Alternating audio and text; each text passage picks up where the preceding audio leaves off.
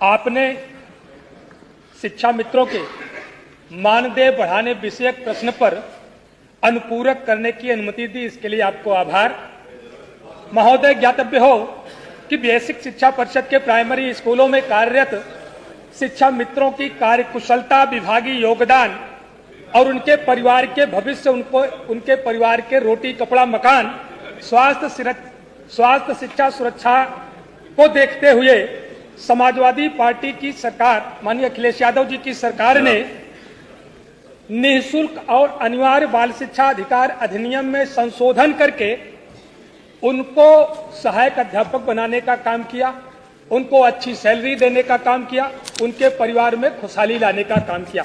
मान्यवर, जब मामला कोर्ट में चला गया, कोर्ट में भारतीय जनता पार्टी की सरकार 2017 में थी और उस समय अच्छी पैरवी ना होने के कारण कोर्ट ने टेट का सहारा लेकर के उनको सहायक अध्यापक के पद पर उनका जो समायोजन हुआ था उसको निरस्त करने का काम किया। महोदय, तब से लगातार जो 10,000 के मानदेय पर शिक्षा मित्र अपना जीवन निर्वाह कर रहे हैं, परिवार की जीविका चला रहे हैं, किस हालात में होंगे, उनके बच्चों का क्या हो रहा होगा, उनके परिवार का क्या हो रहा होगा, सरकार ने उनकी चिंता करने का काम नहीं किया। मान्यवर, कोर्ट ने केवल उनका सहायक अध्यापकों के पदों पर जो समायोजन हुआ था उसको निरस्त करने का आदेश किया था, न कि उनका मानदेय बढ़ाने का कोई आदेश निरस्त किया था या उनको अन्य किसी मद में और दूसरे भत्तों के रूप में उनका मानदेय बढ़ाने पर कोई रोक लगाने का काम किया था। मान्यवर, ये नहीं कहा था कि उनको बंधुआ मजदूर बना करके उनको काम कराया जाए, 10,000 में उनको जीवन निर्वाह करने के लिए मजबूर किया जाए। मान्यवर, इसलिए ये प्रश्न बार बार विधानसभा में आया है।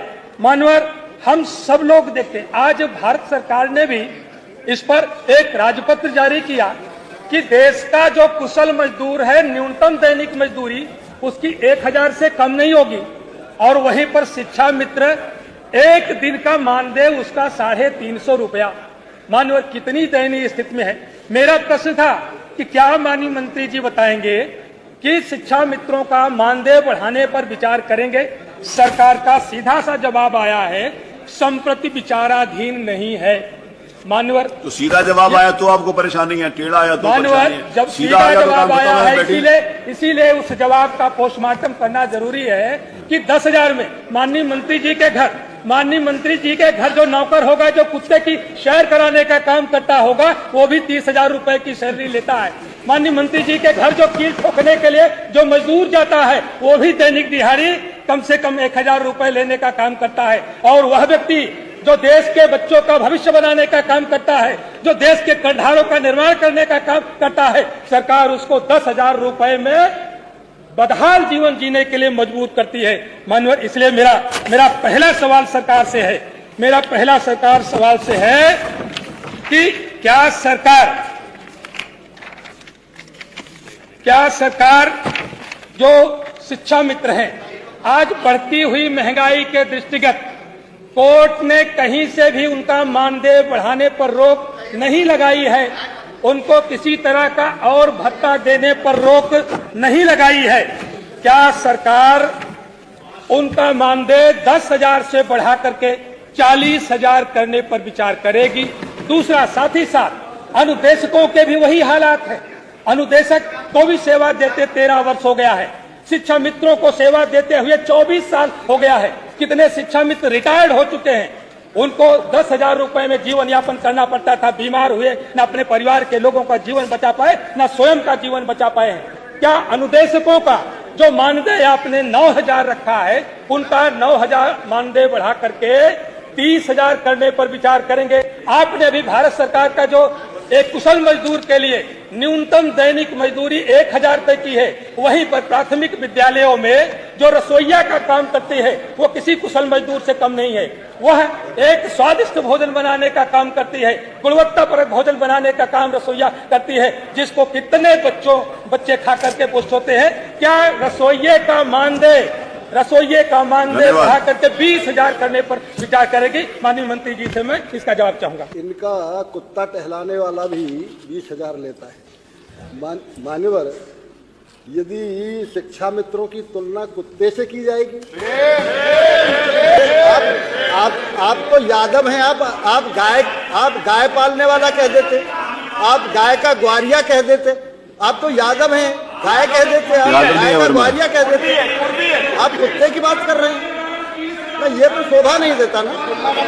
अब ये शोभा दे रहा है भाई। आप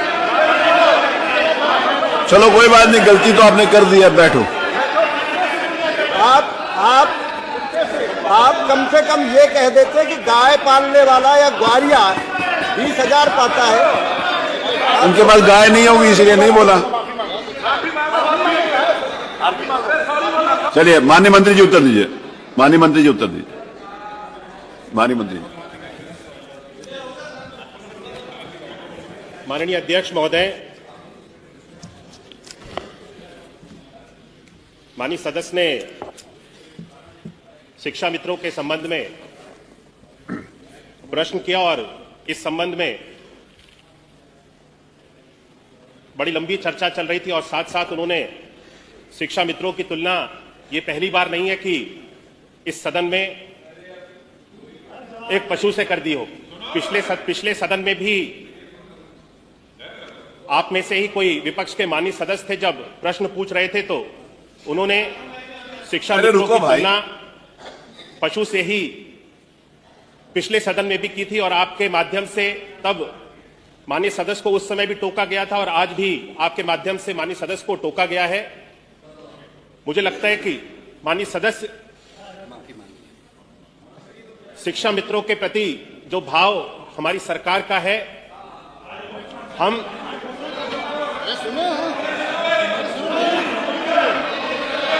माननीय अध्यक्ष महोदय, मुझे लगता है कि